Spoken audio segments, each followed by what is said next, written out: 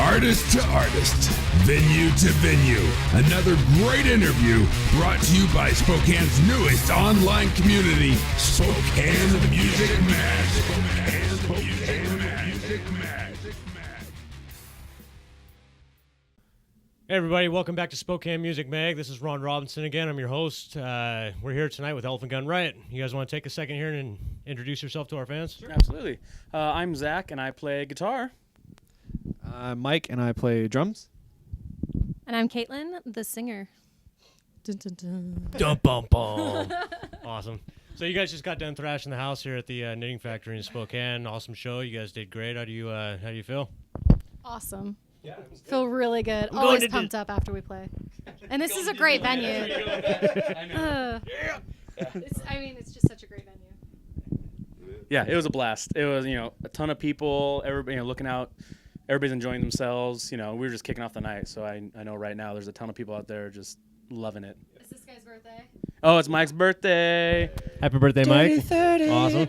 30. Do we dare ask how old? 30. Yeah. 30. We got 1,000 people sing happy birthday to him, so that's pretty cool. So awesome.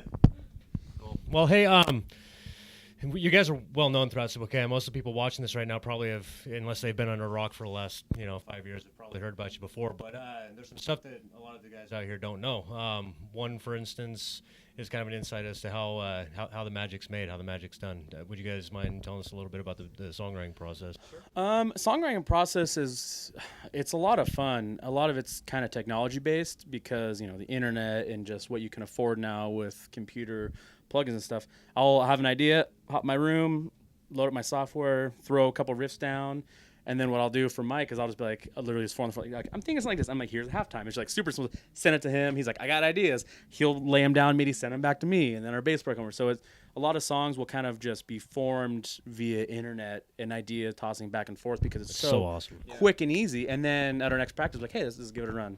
And then eventually we'll get vocals in there and lay them down, harmonies and everything. So it's the first time you guys are actually in the vicinity of one another, putting this thing together. You guys feel it because it's already been created. And we'll have a song be done, completely done, probably even months before we actually jam at a practice. But even Mike lives 60 seconds from me, and we'll still I'll send it to him. Check our drive. It's on there. You're like, all right. Stick your head out the window. Hey! Yeah. Hey, bud, here's a song. Yeah, but we're not lazy. It's just fun. It's a lot of fun to be able to send ideas back and forth like that. What do you guys use as far as software, if you don't mind? Actually, all of us are on the same. I started with Cubase years and years ago, so we just all have versions of Cubase just so we can load projects really quick and easy into each other's computers, and it's great. Super fast. Well, you're using some new plugins. We can't hear you. Yeah. Sorry. Oh, no, go ahead. She's saying I'm using some new plugins. So we got Mike and I. We've got some drum sampling software. So if we want to really hear how does this really sound if he plays it this way.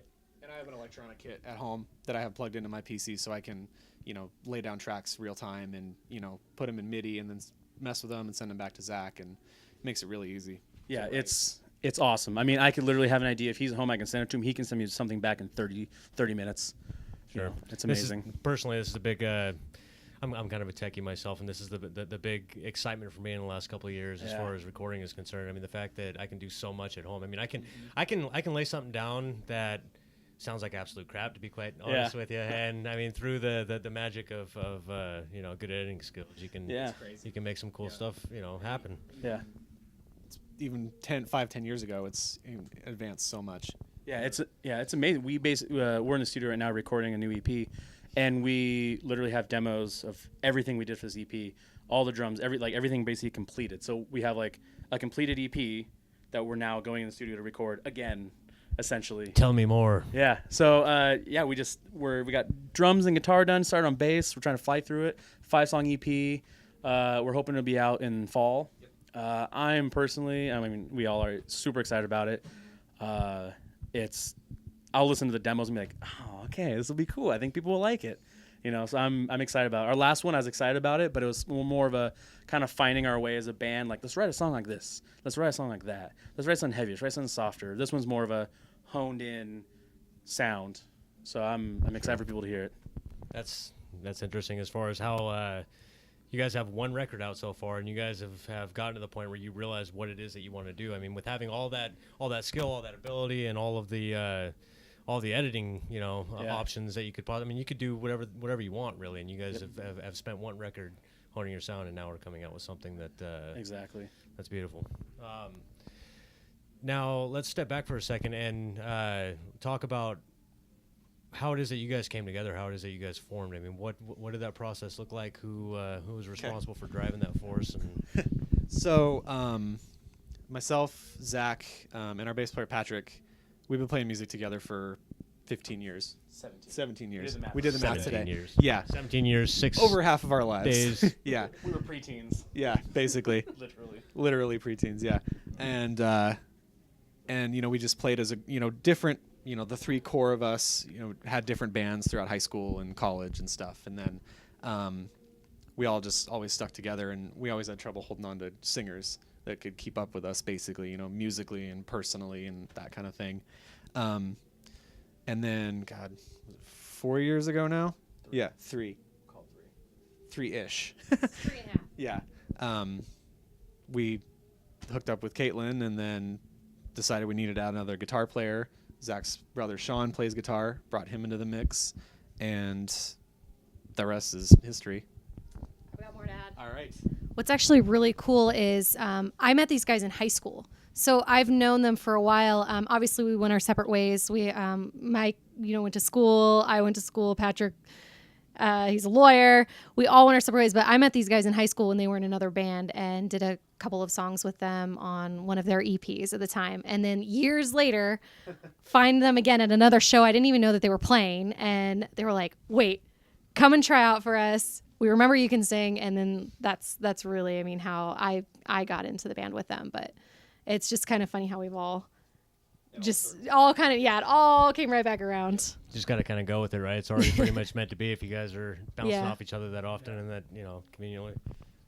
Awesome, cool. So let me ask about upcoming projects. You guys got, obviously, the album in the works. You guys got any big shows coming up here in the near future that we need to know about? Definitely.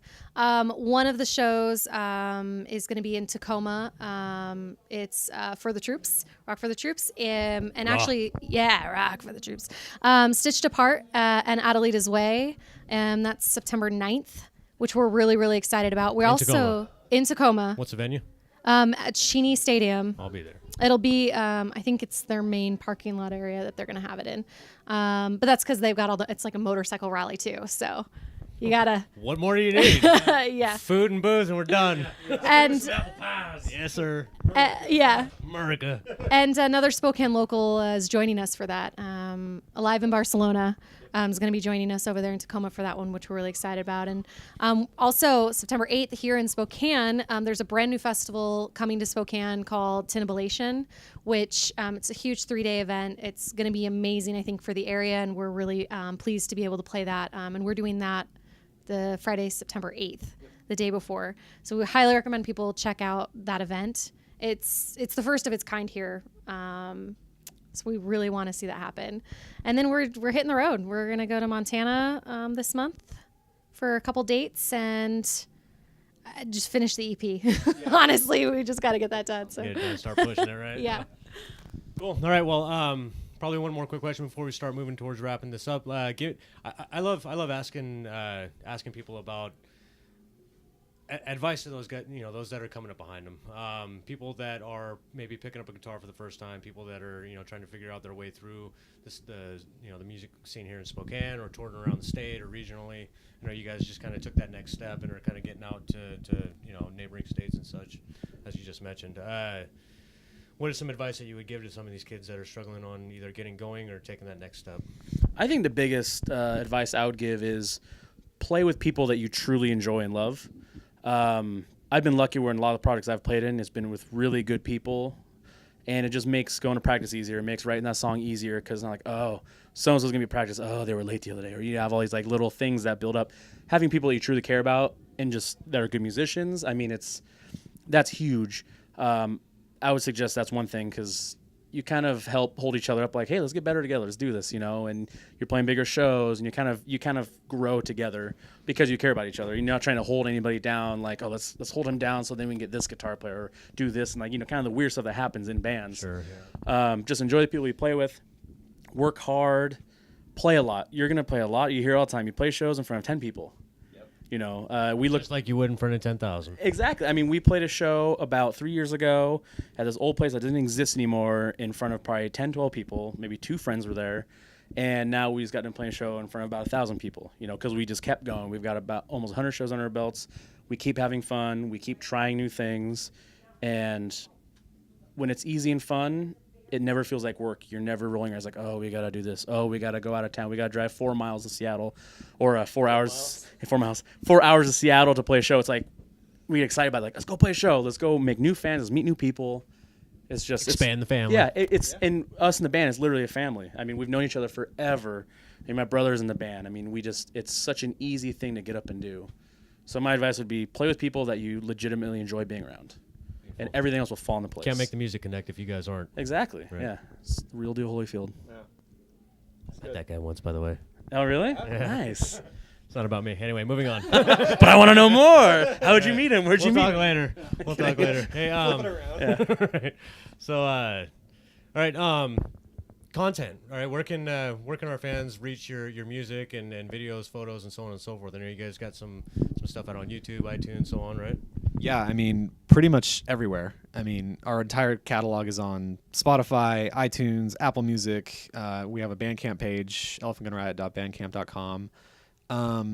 Google us, basically. Google Music, Kind of a moot question Amazon these days, Music. right? If you know how to use the internet, you're gonna it's find everywhere. I mean, you know, even we even have all of our albums in their entirety on YouTube too. And So some Pandora. Russian pirated sites. You'll find us on. Yeah. and legitimate Russian Yeah, sites. and legitimate Russian No sites. such thing. Yeah, there is actually. I googled that when our album came out. I googled the name of the album, and then I saw like a .ru site, and I was like, oh god, here we go. But then I went back into our our distribution company that we distribute through, and it was one of the legitimate ones that I sent it to, and I didn't even know it. I just checked all the boxes, you know, and Yes, oh, please. yep. And I was like, oh, that was actually legit. Yeah. So yeah, there's legitimate Russian sites out there. Cool, right on. Yeah, yeah. You guys got any shout outs before we wrap this thing up?